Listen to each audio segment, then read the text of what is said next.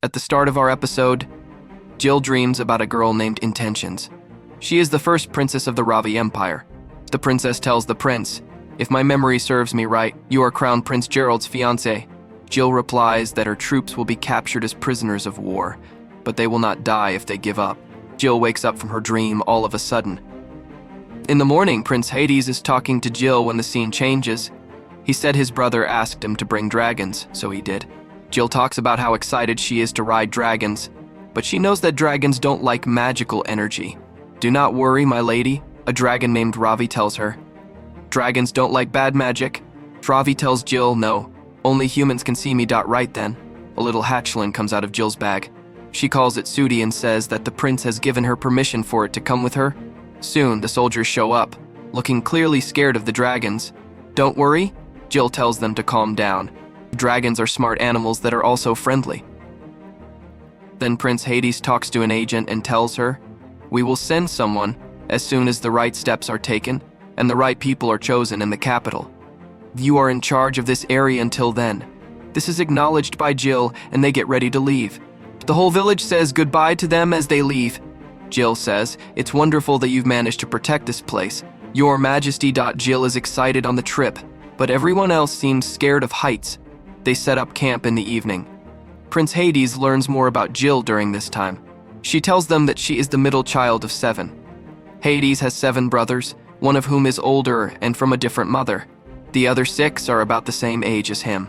Some of his brothers did die, though, because of his curse. People look down on Hades because of this curse, and he tells Jill that she might face hatred because she is friends with him. "If anyone turns against you, I will protect you, just like I broke that spear in half," Jill says with confidence. So as they keep going, they finally catch a glimpse of the city in the distance. Its grandeur amazes them. But soon, magical defense walls appear out of nowhere and attack them from all sides. Jill quickly figures out that the barriers are aimed right at the royal dragon and runs to face them. A knight strikes Jill while they are fighting the barrier, leaving a scratch on her arm. Prince Hades steps in at the last second to save her. The knight's sword that takes magical energy makes Jill weak, and she falls down. Even though Hades saves her, the knight hits him in the back and hurts him very badly. They both get hurt and fall to the ground. The knight tells them he is Hades' Uncle Gurg and says, "I see I failed to kill you. It's crazy that this sword wasn't enough to stop your magic. You are a monster in every way." After that, Gurg tells the truth. He holds the true celestial sword and says that Hades is ruling with a fake one. He tells them that Hades' older brother was afraid of his evil plans and thought he had the real sword, which was a very bad idea. For Hades' part, Jill says, he is the true emperor. This is a family matter, Gurg tells her, and then walks away. It's not about you. He also says that he has already sent messages all over the kingdom calling Hades a fake, who called himself emperor when he was really the dragon emperor. As Gurg starts another attack, Hades and Jill just barely make it away. The scene changes to Jill and Prince Hades, who are now getting better after Ravi, the dragon, saved them. For now, though, Ravi says he won't be able to move because he has to protect them from the attack. Jill takes care of the prince's wounds that night and asks, "Is this your sanctuary, your majesty?" "I think it has everything we need to stay here for a few days," he says. "Never did I think I'd have to live here, but I made sure it would keep us safe from threats." Jill tells him she cares and asks if he's in pain. "No, it's just a scratch," he says. "I believe we will be okay." Nearby is a place where dragons often lay their eggs. They like to live in the valleys and gorges around the Reiki Mountains. That's where dragon eggs hatch. Ravi told me not to go near it because if I did, I would be killed right away. It surprises Jill, and she thinks to herself that she can't see the dragon right now because her special power is gone. Jill thinks back on history and remembers that the guy they met, Jorg, is the younger brother of the former emperor. He was so mean to his majesty that he called him a false emperor, which started a revolt that is now known as the False Emperor's Revolution. She then says, "It's my fault, which is false. Your power wouldn't have been sealed after being hit by the sword if I had been more careful. So I was the one they were after." Hades tells her to calm down. "Your choices and deeds were the right ones." Everyone didn't think my uncle would have that gun. He asks out loud where Jorg got it. At that point, Hades hugs Jill and says, "It was scary because I'm not strong enough." I'm sorry, and I'll have to support you even more if you keep blaming yourself. Camilla walks in at that time and tells them to find a safe place to get help. She tells them that the place they are in borders Krytos, which is ruled by one of the 3 major ducal families. Most of the time, these families don't get involved in power battles, but Camilla tells them that the prince who was born here was one of the people who died on Hades' birthday, most likely because of his curse. This news makes them feel down, and they talk about how helpless they feel. That's not true, Hades says back. In 6 months, I think the celestial sword will go back to how it was before it was changed. Jill's magic is another thing to think about. Also, by then my uncle's sword should have broken because it has shut up all of Jill and my magical power. So this much power can't be contained by any tool for a long time. Right now, the best thing to do is to wait. It's annoying to run right into the enemy's trap, but we need to put safety first and avoid drawing attention to ourselves. We'll figure out how to fight back this way. In this way, a month goes by. Jill gets angry and tells the group, "Let's do something already. It looks like your uncle owns the whole country. Let's take it back. Come up with a plan to take back the city. I know you said we wouldn't do anything, but I didn't think we'd really do nothing. Every day. All we've done is plant lettuce." After asking Camilla what she thinks, Camilla shocks her by saying, "I didn't expect this, but life in the country isn't so bad." Zeke says the same thing as you. They say that posters with their names on them are all over the place and that they can't go anywhere without running the risk of being caught. Jill gets angry and says, "While we're here planting vegetables, Jorg has called the 3 dukes and important officers in the capital to show the celestial sword, where he probably told the lords of every area to look for me. We have less of a chance the longer we stay here. What are you going to do if they find us tomorrow?" The others laugh and tell her, "There's nothing we can do anyway," ignoring her worries. "We don't have any money or contacts, so we can't do anything." Jill is furious and says, "Fine, I'm going to do something on my own. The paper says that the Dragon Knights are looking for trainees.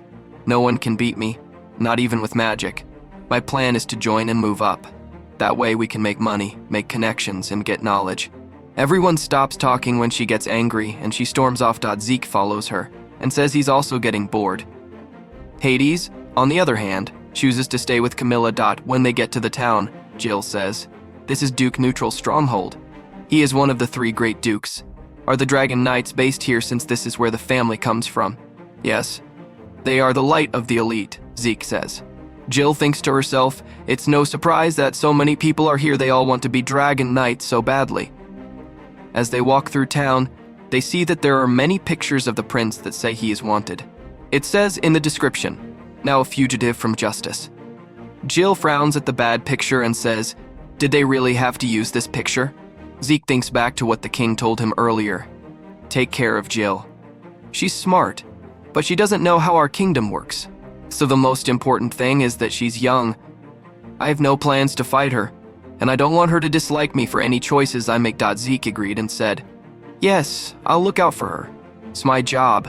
After that, the king said something that scared him. "If it comes to it, give me to my uncle if that will keep Jill safe." Zeke was shocked and asked, "Do you mean betrayal by the commander or one of us?" Back in the present, Jill and Zeke see that there is only one picture with the prince on it. They must have kept the rest of us hidden on purpose, Jill thinks. "Do you think Lady Saphira is okay?" she asks. "We can only trust her for now," Zeke tells her. "What should we do? Should we end this?" "Not yet," Jill says with a shake of her head. "First, let's get a nice meal." As they talk, they can hear noises happening nearby. People start to talk about how the Dragon Knights were sent on a very important task. When Jill and Zeke look into it, they find a group of knights asking a castle knight, "How long do we have to wait?" The test is about to start.